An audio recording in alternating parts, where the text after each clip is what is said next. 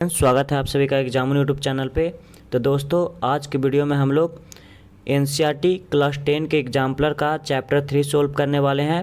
Chapter 1 एवं chapter 2 का solution हमने पहले ही करा दिया है। अगर अभी तक आपने उस वीडियो को नहीं देखा है तो उस वीडियो का लिंक आपको डिस्क्रिप्शन बॉक्स में मिल जाएगा, आप जाके उस वीडियो को देख सकते हैं। तो चलिए वीडियो को शुरू करते हैं।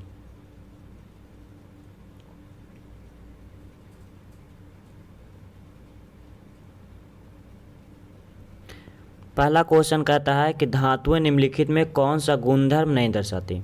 क्वेश्चन में कह रहा है कि कौन सा गुणधर्म है जो धातुओं में नहीं पाई जाती। तो हमारा पहला है विद्युत चालकता, तो विद्युत चालकता धातुओं में पाई जाती है, तो ये मेरा सही ऑप्शन नहीं होगा। दूसरा है ध्वनिक प्रकृति, तो ध्वनिक प्रकृति भी धातुओं में पाई जाती है। तीसरा है द्युतिहीनता मतलब डलनेस, तो ये जो प्रवृत्ति है वो धातुओं में नहीं पाई जाती। तो धातुएं जनरली चमकीले होते हैं, तो हमारा सही ऑप्शन क्या हो जाएगा, सी हो जाएगा। क्वेश्चन नंबर 2 कहता है कि धातुओं के पतले तार खींचे जाने के गुण को क्या कहते हैं। कहता है धातुओं के पतले तार खींचे जाते हैं तो उस गुण को क्या कहते हैं, तो उस गुण को हम लोग क्या कहते हैं, तन्यता कहते हैं। आघात भारिता के कारण धातुओं के पतले सीट बनाए जा सकते हैं। ध्वनिकता जिसको सोनोरिटी कहते हैं, जिसके कारण क्या किया जाता है, उसका एक आवाज़ निकलता है, जिसके कारण घंटी वगैरह में इसका इस्तेमाल किया जाता है। और चलकता है, ये भी गुण धातुओं में पाया जाता है। तो हमारा सही ऑप्शन हो जाएगा ए, धातुओं के पतले तार खींचे जाने के गुण को तन्यता कहते हैं।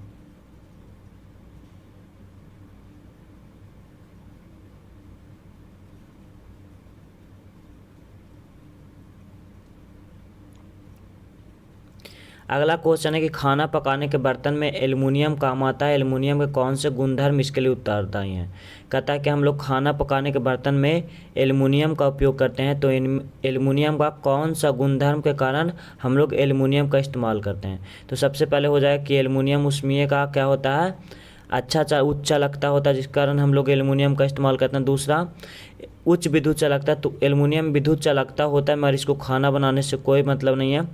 तन्यता, चूँकि एल्युमिनियम धातु है तो इसमें तन्यता गुण भी पाया जाता है, तो इसको भी खाना बनाने से कोई मतलब नहीं है। चौथा है उच्च गलनांक, तो हम लोग एल्युमिनियम का उच्च गलनांक होता है, इसलिए हम लोग इसका क्या करते हैं, बर्तन बनाने में इस्तेमाल करते हैं। तो हमारा सही ऑप्शन हो जाएगा डी, 1 तथा 4 सही है। अगला क्वेश्चन है निम्नलिखित में कौन सी धातु ठंडे तथा गर्म जल से कोई क्रिया नहीं करती। तो इसका सही ऑप्शन हो जाएगा लोहा। लोहा है जो क्या करता है, न ठंडे जल से अभिक्रिया करता है न ही गर्म जल से अभिक्रिया करता है। लोहा जल वाष्प से अभिक्रिया करता है। जो सोडियम है वो ठंडे जल से अभिक्रिया करती है। कैल्शियम भी ठंडे जल से अभिक्रिया करती है। और जो मैग्नीशियम है वो क्या करती है, गर्म जल से अभिक्रिया करती है। हमारा सही ऑप्शन हो जाएगा लोहा। लोहा न ठंडे जल से और न ही गर्म जल से अभिक्रिया करती है।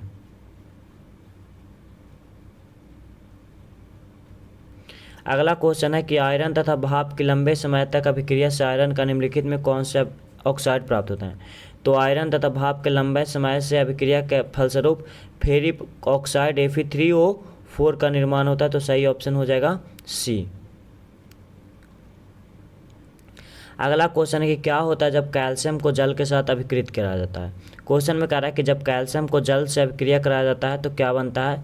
तो कैल्शियम जब जल से अभिक्रिया करता है तो कैल्शियम ऑक्साइड और हाइड्रोजन गैस देना है। तो पहला ऑप्शन है कि यह जल से क्रिया नहीं करता, तो ये गलत हो जाएगा। दूसरा, यह जल से प्रचंड क्रिया करता, तो ये जल से बहुत तेज़ी से अभिक्रिया नहीं करता। तीसरा, यह जल से कम प्रचंड क्रिया करता, तो ये सही हो जाएगा। चौथा है बने हुए हाइड्रोजन गैस के बुलबुले कैल्शियम की सतह पर चिपक जाएंगे, तो ये भी सही है। जब जल कैल्शियम से अभिक्रिया करता है तो कैल्शियम ऑक्साइड और हाइड्रोजन गैस बनते हैं। तो हमारा सही ऑप्शन हो जाएगा डी, 3 तथा 4।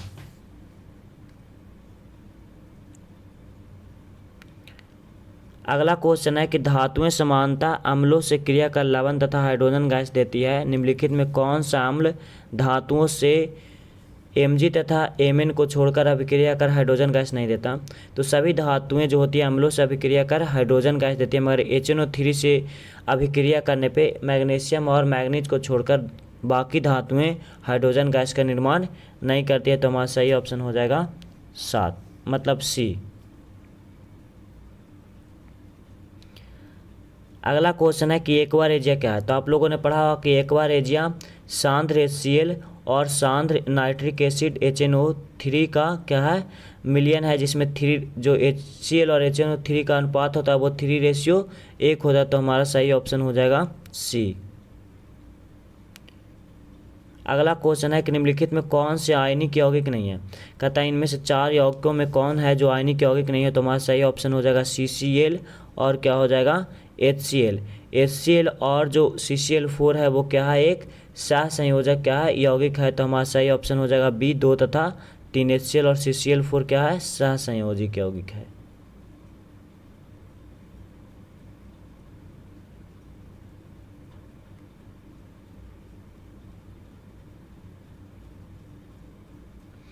अगला क्वेश्चन है निम्नलिखित में कौन सा गुणधर्म समानता आयनिक यौगिकों के द्वारा प्रदर्शित नहीं किया जाता। अगला क्वेश्चन में कह रहा है कि कौन सा जो गुण है वो आयनिक यौगिकों में पाया नहीं जाता। तो सबसे पहला ऑप्शन है कि जल में विलयित है, तो आयनिक यौगिक जल में विलय होते हैं। बी ऑप्शन कह रहा है कि ठोस में विद्युत चालकता, तो ये ऑप्शन सही हो जाएगा। जो आयनिक यौगिक होते हैं वो ठोस अवस्था में विद्युत के चालक नहीं होते हैं। तो हमारा सही ऑप्शन बी हो जाएगा। अगला क्वेश्चन है कि निम्नलिखित में कौन सी धातुएं प्रकृति में प्रकृत अवस्था में या मुक्त अवस्था में पाया जाता है। तो इसमें हो जाएगा सही ऑप्शन Au तथा Ag। चूँकि Au तथा Ag है जो बहुत ही कम अभिक्रियाशील धातुएं हैं, इसलिए ये प्रकृति में क्या किया जाता है, मुक्त अवस्था में पाए जाते हैं। तो हमारा सही ऑप्शन हो जाएगा 2 तथा 4, ऑप्शन नंबर सी। अगला क्वेश्चन है कि विभिन्न विधियों द्वारा धातुओं को परिष्कृत किया जाता है, मतलब अलग अलग विधियों द्वारा क्या किया जाता है, धातुओं को शुद्ध किया जाता है। निम्नलिखित में किस धातुओं के शुद्धिकरण या में किसका विद्युत परिष्करण या इलेक्ट्रोलाइसिस का यूज किया जाता है। तो इसका सही ऑप्शन हो जाएगा सोडियम तथा पोटेशियम। चूँकि सोडियम तथा पोटेशियम बहुत ही ज़्यादा अभिक्रियाशील धातु हैं, इसलिए इसके शुद्धिकरण में विद्युत परिष्करण का उपयोग किया जाता है। मेरा सही ऑप्शन हो जाएगा डी, 3 तथा 4।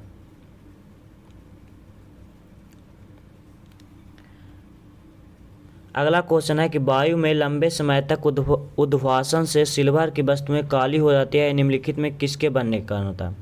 तो जब सिल्वर को वायु में लंबे समय तक छोड़ दिया जाता है तो वायु में मौजूद सल्फर से अभिक्रिया कर वो क्या बनाता है, Ag2S, और जिसके कारण वो क्या होता है, काला होता है। तो हमारा सही ऑप्शन सी हो जाएगा Ag2S। अगला क्वेश्चन है कि निम्नलिखित में किसकी पतली परत के लेपन के द्वारा आयरन को जंग लगने के से बचाने के लिए गैल्वीकरण एक विधि है। तो हमने पढ़ा कि गैल्वीकरण में क्या किया जाता है कि लोहे पे जिंक का क्या किया जाता है, परत चढ़ाया जाता है, जिसे हम लोग क्या कहते हैं, गैल्वीकरण कहते हैं। तो हमारा सही ऑप्शन हो जाएगा जी, लोहे पे जिंक का परत चढ़ाया जाता है। अगला क्वेश्चन है कि हमारे जीवन में स्टेनलेस स्टील एक उपयोगी पदार्थ है। स्टेनलेस स्टील में आयरन को किन किन के साथ मिश्रित किया जाता है। तो सही ऑप्शन हो जाएगा ए, निकेल तथा क्रोमियम। स्टेनलेस स्टील बनाने के लिए हम लोग लोहा के साथ Ni तथा निकेल तथा और क्या मिलाते हैं, क्रोमियम मिलाते हैं। ठीक है। अगला क्वेश्चन है यदि कॉपर को वायु में खुला रखा जाता है तो यह अपनी चमकीली भूरी सतह खो देता है तथा हरे रंग की परत प्राप्त करता है, यह किसके निर्माण होता है। तो जब कॉपर को वायु में खुला छोड़ दिया जाता है तो ये कॉपर जो होता है वायु में मौजूद ऑक्सीजन से अभिक्रिया कर कॉपर ऑक्साइड बनाता है, और जिसके कारण उसका जो प्रकृति होता है वो क्या होता है, हरा रंग का परत चढ़ जाता है। तो हमारा सही ऑप्शन डी होगा, कॉपर ऑक्साइड। अगला क्वेश्चन है कि धातुएं समानता क्या होती है, ठोस प्रकृति की होती है। निम्नलिखित में कौन सी धातु कमरे के ताप पर द्रव अवस्था में पाई जाती है। तो जनरली सारी धातुएं क्या होती है, ठोस अवस्था में पाई जाती है, मगर कमरे के ताप पर जो पारा धातु है वो क्या है, द्रव अवस्था में पाया जाता है। और जब अधातु में बात करें तो ब्रोमीन होता है, वो क्या होता है, मतलब अधातु में वो क्या किया जाता है, द्रव अवस्था में पाया जाता है। ठीक है, तो सही ऑप्शन हो जाएगा डी। अगला क्वेश्चन है निम्नलिखित में कौन सी धातु गलित अवस्था में उनके क्लोराइडों के विद्युत अपघटन से प्राप्त होती है। कहता है कि कौन सा धातु है जो अपने क्लोराइडों से प्राप्त किया जाता है। तो एक हो जाएगा सोडियम, चूँकि सोडियम क्लोराइड से हम लोग क्या करते हैं, सोडियम प्राप्त करते हैं। और दूसरा हो जाएगा, क्या हो जाएगा, कैल्शियम। कैल्शियम क्लोराइड से भी कैल्शियम को प्राप्त किया जाता है। तो हमारा सही ऑप्शन हो जाएगा डी, 1 तथा 2। अगला क्वेश्चन है कि समानता अधातुएं चमकीली नहीं होती, निम्नलिखित में कौन सी अधातु चमकीली है। जो अधातु होता है वो चमकीली नहीं होता, मगर इसमें क्या है, आयोडीन एक अपवाद है। आयोडीन अधातु होते भी क्या होता है, चमकीला होता है। तो सही ऑप्शन हो जाएगा डी, आयोडीन। कहता है निम्नलिखित में 4 धातुओं में कौन सी उसके लवण के विलयन से अन्य 3 धातुओं के द्वारा विस्थापित किया जा सकता है। कहता है ये 4 जो धातु है इनमें से कौन सा धातु है जो 3 धातुओं के द्वारा क्या कर दिया जाएगा, विस्थापित कर दिया जाएगा। तो आपने पढ़ा होगा विस्थापन अभिक्रिया में अभिक्रियालता श्रेणी में कि जो कॉपर है वो सबसे कम क्रियाशील धातु है, इसलिए वो कॉपर जो है तीनों धातुओं के द्वारा क्या कर दिया जाएगा, विस्थापित कर दिया जाएगा। कहता है कि 3 चिन्हित प्रणालियों में ए, बी तथा सी में क्रमशः सांद्र रेशियल, सांद्र HNO3 तथा सांद्र रेशियल एवं सांद्र HNO3 3:1 में मिश्रित किया गया। प्रत्येक प्रणाली में धातु का छोटा टुकड़ा डाला गया। प्रणाली ए तथा बी में कोई परिवर्तन नहीं हुआ, परंतु प्रणाली में सी में धातु घुल गई। कहता है 3 प्रणाली है जिसमें ए में क्या है, HCl है, बी में क्या है, HNO3 है, और सी में क्या है, HCl प्लस HNO3 है। 3:1 में।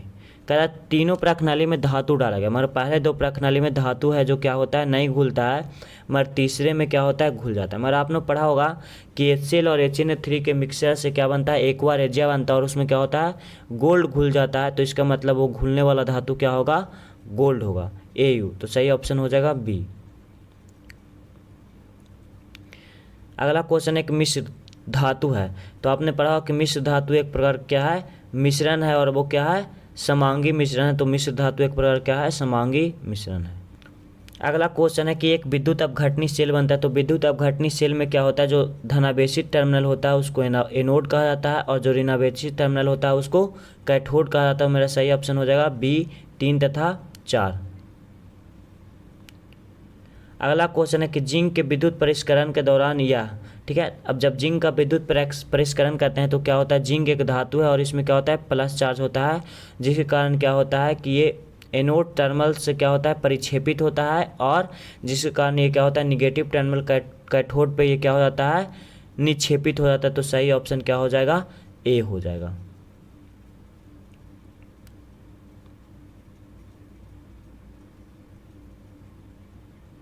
अगला क्वेश्चन है कि एक तत्व ए मुलायम है तथा इसे चाकू से काटा जा सकता है। यह वायु के प्रति अत्यधिक क्रियाशील है तथा वायु में खुला नहीं रह सकता। यह जल के साथ प्रचंड अभिक्रिया करता है। इस धातु को पहचानिए।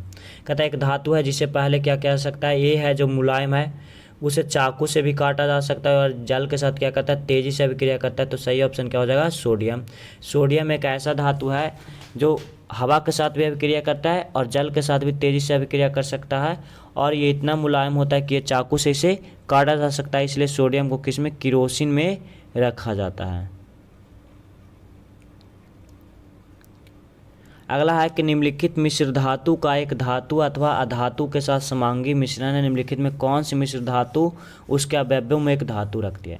कहता है ये 4 जो मिश्र धातु दिए गए किस मिश्र धातु में, एक धातु तथा एक अधातु का मिश्रण है। तो पीतल जो होता है वो कॉपर प्लस किसका, जिंक का मिश्रण होता है। इसमें दोनों धातु हैं कॉपर, कांसा जो है कॉपर प्लस टीन का मिश्रण है। तो इसमें भी दो धातु है। अमलगम जिंक तथा पारा का मिश्रण है, इसमें भी दोनों धातु है। स्टील जो है वो क्या है, आयरन तथा कार्बन का मिश्रण है। तो इसमें एक क्या है, धातु तथा दूसरा अधातु है। तो हमारा सही ऑप्शन हो जाएगा डी। क्वेश्चन नंबर 27 है, कहता है कि मैग्नीशियम धातु के लिए निम्नलिखित में कौन सा कथन गलत है। तो सबसे पहला ऑप्शन है कि ये ऑक्सीजन में चमकीली श्वेत ज्वाला के साथ जलती है। तो ये कथन सही है। जो मैग्नीशियम होता है वो ऑक्सीजन की मौजूदगी में वाइट फ्लेम के साथ क्या होता है, जलता है। दूसरा बी कह रहा है कि यह ठंडे जल से अभिक्रिया करने पे मैग्नीशियम ऑक्साइड बनाते हैं। तो ये कथन क्या हो जाएगा, गलत हो जाएगा, क्योंकि मैग्नीशियम ठंडे जल के साथ अभिक्रिया नहीं करती है। तो हमारा बी ऑप्शन गलत है। तो सही आंसर हो जाएगा बी।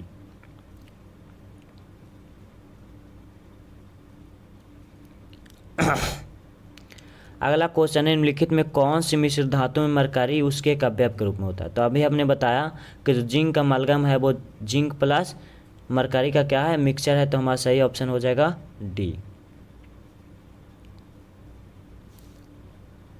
कहता है कि एक्स तथा वाई के मध्य अभिक्रिया पर यौगिक जेड बनता है। कहता है एक्स तथा वाई के बीच क्या करते हैं, अभिक्रिया कराते हैं तो जेड बनता है। एक्स इलेक्ट्रॉन खोता है तो एक्स इलेक्ट्रॉन खोता है, इसका मतलब ये क्या है, धातु है। वाई इलेक्ट्रॉन ग्रहण करता है, इसका मतलब वाई क्या है, अधातु है। तो कहता है कि एक इलेक्ट्रॉन खो रहा है और एक क्या कर रहा है, इलेक्ट्रॉन गेन कर रहा है, इसका मतलब क्या हो रहा है, आयनिक बंध बन रहा है। तो कहता है कि जो आयनिक बंध के द्वारा बना हुआ यौगिक जे है उसका गुण कौन सा गुण नहीं होगा। तो इसका सही ऑप्शन हो जाएगा बी, क्योंकि आयनिक जो यौगिक होते हैं उसमें निम्न गलनांक नहीं होते हैं। सही ऑप्शन हो जाएगा बी। अगला क्वेश्चन है कि तीन तत्व एक्स वाई तथा जेड के इलेक्ट्रॉनिक विन्यास है। कह रहा है कि 3 तत्व हैं, एक्स है जिसका 2 8, अब चूंकि इसका बाहरी कक्षा में 8 इलेक्ट्रॉन है इसलिए क्या हो जाएगा, निष्क्रिय गैस हो जाएगा। अगला वाई है जिसके बाहरी कक्षा में क्या है, 7 इलेक्ट्रॉन है, इसका मतलब ये क्या हो जाएगा, अधातु हो जाएगा। और लास्ट वाला जेड है जिसके बाहरी कक्षा में 2 इलेक्ट्रॉन है इसलिए क्या हो जाएगा, धातु हो जाएगा। ठीक है, तो कहता है कि एक्स एक धातु है तो ये गलत हो जाएगा, वाई एक धातु है तो ये भी क्या हो जाएगा, गलत हो जाएगा, जेड एक धातु है तो ये भी क्या हो जाएगा, गलत हो जाएगा। मेरा सही ऑप्शन क्या हो जाएगा, डी। इसमें से वाई है जो एक धातु है तथा जेड एक क्या है, धातु है।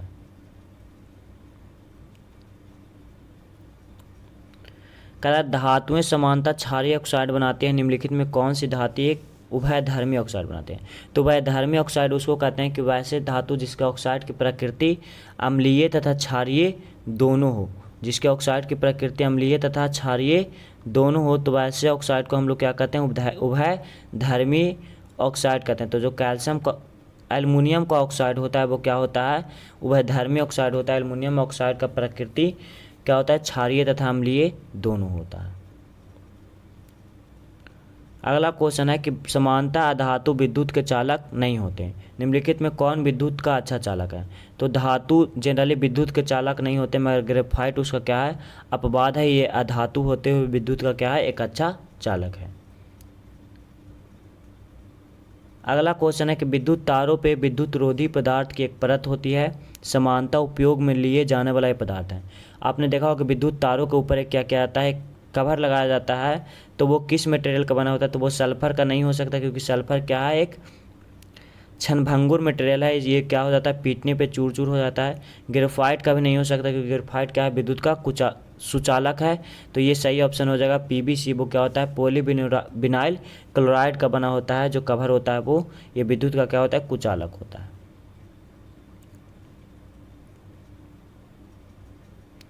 अगला क्वेश्चन है कि निम्नलिखित में कौन सी अधातु एक द्रव है।